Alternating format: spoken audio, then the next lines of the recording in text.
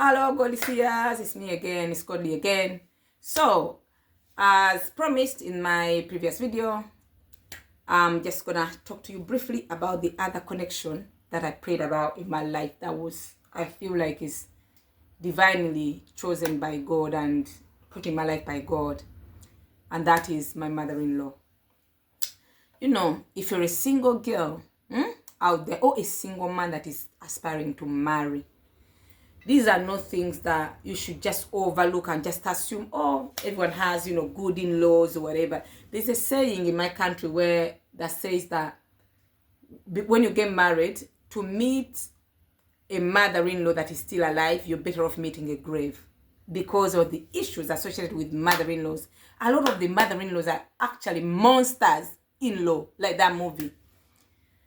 Listen, guys, I've become a victim of this same thing that I'm talking to you about. Like in my past, I've dated guys where there's a guy that, the guy really liked me, was a Kogoli, I want to take things further. He was crazy, in love and, wanting to make everything work. But his mother was like, heck no, that's not going to happen. Over my dead body.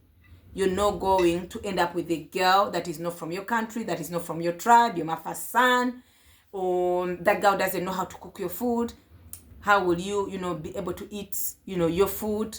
This woman will get up in the middle of the night and start crying over me. To the point that this guy's sisters will call him and say, oh, I'm trying to kill her mother. She's crying that you're about to marry, a foreigner, this, that, and the other. She won't sleep. She's like, oh, she's not going to have it. And I'm like, the guy will say to her, look, I'm not marrying for food, right? I can cook. I've got hands. I can cook. Don't worry about me. Don't worry about her cooking. If she loves me, she will learn my food or this and that. The woman was not having it. She's like, well, I'll never come to your wedding.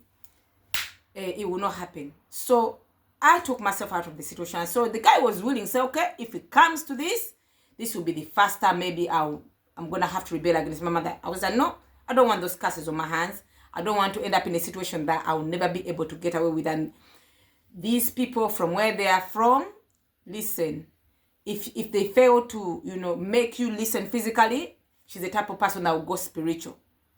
I'm like, I'm out, bye. Go find someone of your tribe. Me myself, I backed out of it, and I bet she was happy. So, and then I've had other encounters where some mother-in-laws that honestly, they're just filled with the issues within themselves. Their own marriage, was struggling. They try to project that on their sons. And then to make matters worse, if the guy himself is a mommy's boy, everything is running to mommy, you are finished. I'm telling you, my sister, you are finished.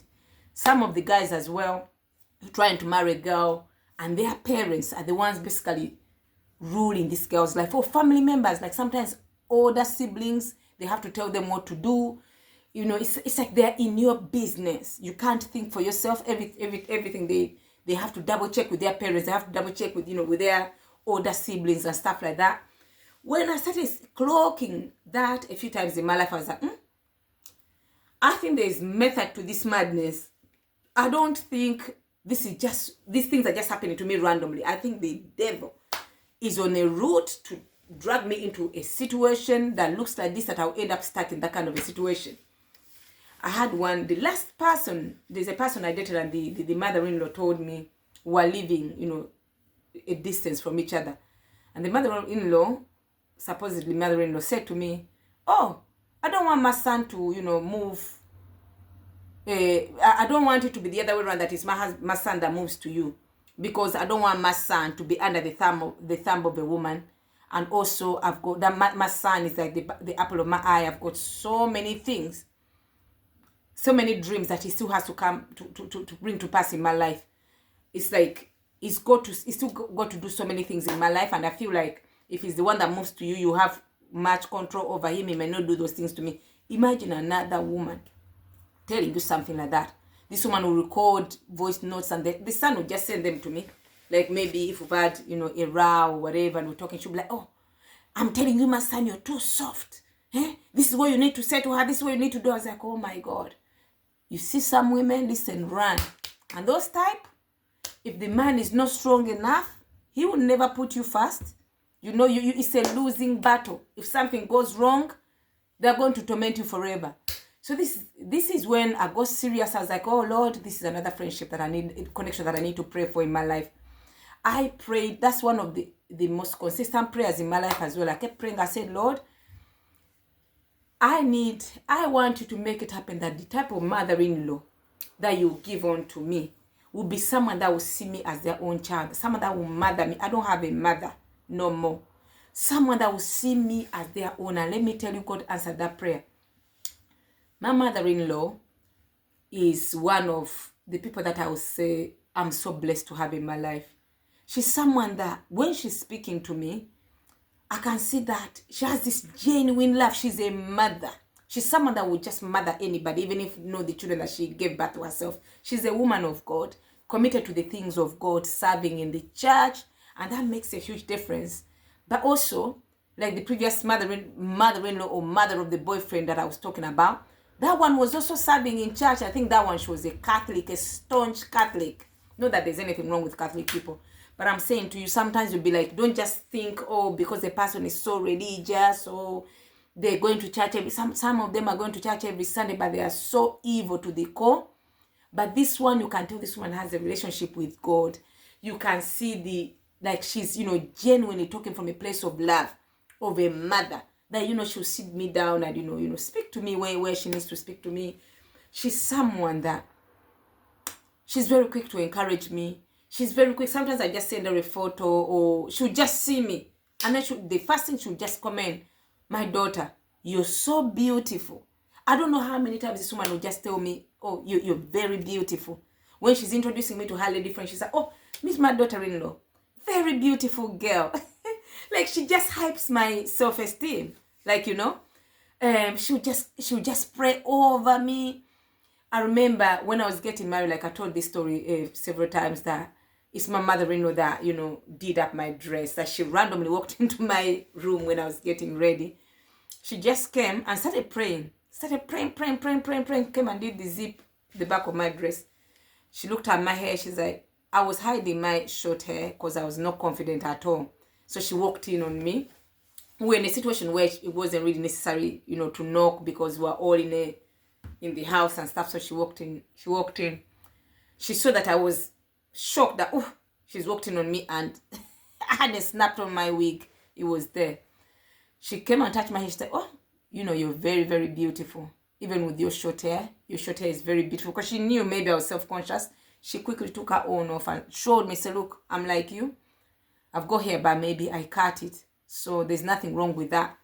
Started praying over me. This is someone that will encourage me. This is someone that will sit me there and tell me. It's something that she doesn't even hide. Like in front of her son, she's like, look, before I can even defend my son, I'll defend my daughter-in-law. And I will not address you as a daughter-in-law. I just call you my daughter. Because that adding that daughter-in-law to me doesn't make any sense. You are both my children. You see, I see you both as, my children. When you see someone flowing with that genuine love, like as if she's the one that birthed you, that sometimes, I know my husband is very, very close to his mother. They are like this. Like if he goes 3 days without speaking to his mother, it's like something. So they're like best friends. They're like this, very close. Yet, she lets him, have his own way. You see, like for example, he's always had very strong boundaries where it comes to things like, for example, if he's driving and, he's coming in the car to pick me with it, and he's got his mom in the car. The minute they get to where I am, my husband is like, Mom, you know how this goes? Please, you need to get to the back. The front seat is for my wife.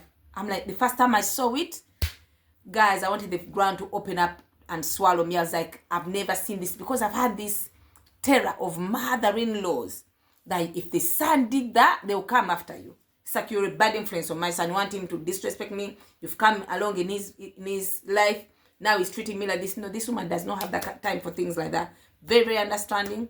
It's like, oh, Mom, you need to move to the back. The front seat is for my wife. I need to drive while speaking to my wife, or I have things to discuss with her or something. She respectfully just gets up and gets to the back, no complaining, whatever. So now when she knows I'm coming, I bet before the husband could even ask, she herself, you see her opening the door to go to the back, because she knows, yeah, he's already told me. I'm not going to let him tell me once the front seat is for his wife. She'll respect it. When she wants to ask for something, instead of going to her son, sometimes she'll just come to me and say, okay, you know, this is, or she'll tell the son, expecting him more. My husband would tell us, I have to speak to my wife first before I can give you a response. And she'll respect, or she'll even be the one encouraging him that, okay, speak to your wife and see, you know, what you want, because he knows there's no getting to him until, you know, he's spoken to me, you know, and I've okayed it. So the fact that she will accept this and she's okay, you know, with this, she understands the role. She's a very intelligent woman in that sense, very, very intelligent and very kind of lighthearted in that sense. She doesn't maybe give a lot of things that much weight or make a big deal of, you know, things like this. She's like, yeah, they're just, you know, young, they, you know, they're, you know, husband and wife, I'll let them, you know, do whatever they want to do, whatever. So she's like, and then another thing, what makes a difference when you pray about things, if I'm ever, you know, those I've had in some cultures, if you visit your mother-in-law, you're the one cooking, they'll sit there and put their feet up. For me, it's never like that. My mother-in-law will go out of her way to cook for us. Like, I can't go to the kitchen and cook when my mother-in-law is there. She'll come in the morning, oh, guys, what do you want for breakfast? What are you eating for lunch? She wants to, you know, plan ahead to make us all these meals. She's happy to, you know, show us of her expertise in cooking for us. She rejoices in being able to cook for us, to cook for me. Like, you know, she will never, like, it's like as if it's an abomination. How can I cook when she's there? She's like, no, my daughter, sit down and cook for you. You know, I'll try. Oh, there's another dish I want you to try. I'll make it for you. Like, she's just a lovely, you know, person. And she's that type of person that if you're struggling with something or you have to ask for an opinion, she'll sit down and counsel you as a woman of God also. But she's also a very straightforward person. Like, if you've done something or there's something that, you know, she's not clear with, she's not the type that maybe will just be scared or she can't tell you whatever. No, she'll correct you and she'll give you, you know, her views where she has to, you know, give her views. So I want to thank God, you know, like, and I think these particular two people that I've talked to you about, these particular relationships that I talked about, these are things that because of all the provoking in the past and the roots that the enemy had taken me down, you know, that path, I was like, this time around, I'm going to take a different approach. I'm going to open my mouth and ask God to make the situation better for me, because I've had it. Like, I've had enough of all these, you know, funny, you know, relationships when it comes to these two different, you know, dynamics, friendships and, you know, mother-in-law situations. So I'm encouraging you out there, don't just wait for life to bring you a monster-in-law.